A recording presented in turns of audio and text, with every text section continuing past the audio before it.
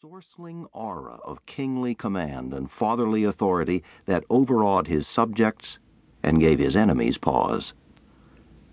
Midway in his reign, darker qualities of mind emerged in Henry, growing stronger as he was continually thwarted in his aims, and in the end eclipsing his attractive nature.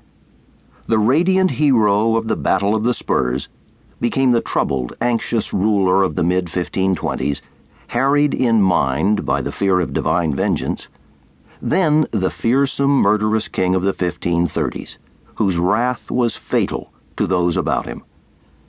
The Catholic Church puts at 50 the number of martyrs whose deaths he brought about by execution or starvation. Several wives, at least a dozen blood relatives, and a similar number of one-time counselors and friends lengthened the list of victims.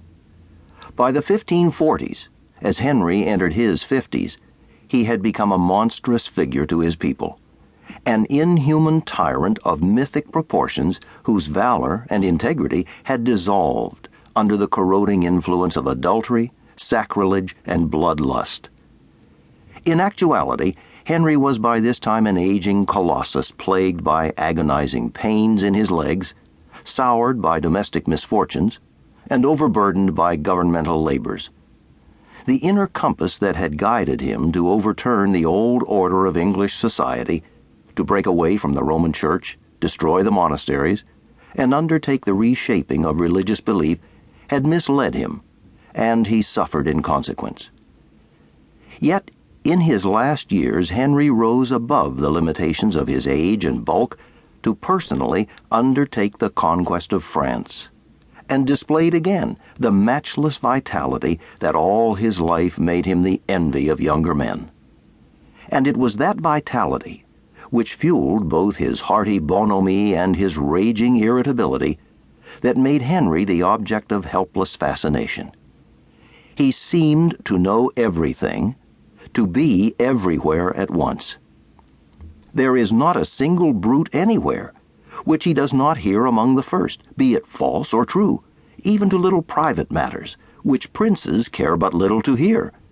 The French ambassador Marillac wrote of Henry.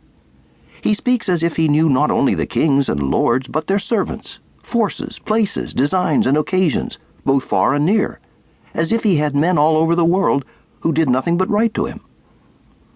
The Milanese ambassador was more succinct. Henry, he wrote, wants to have his feet in 1,000 shoes.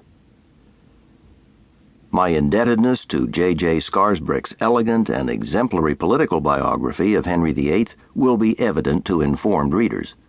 The bibliography at the end of this book acknowledges many of the other historical works I've used.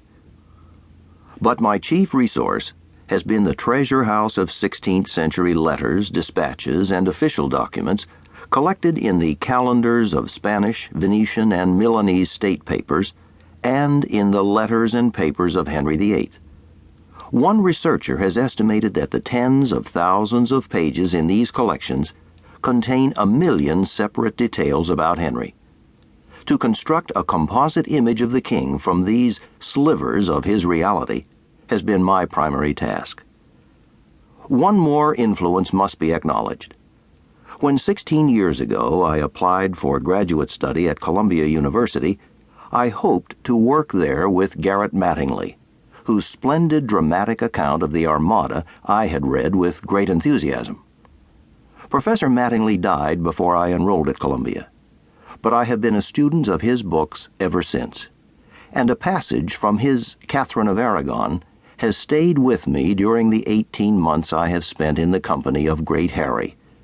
In describing him, Mattingly referred to the inwardness of that majestic childishness, that absurd mixture of naivete and cunning, boldness and poltroonery, vindictive cruelty, and wayward, almost irresistible charm.